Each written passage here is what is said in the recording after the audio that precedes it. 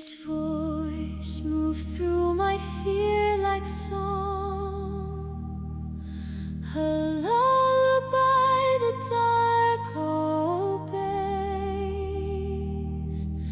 and every trembling thought grows still within the warmth of what He says.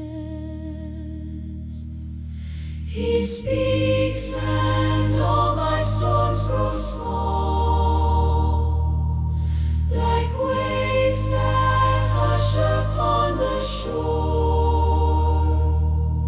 For Christ's own voice becomes my rest, a peace my soul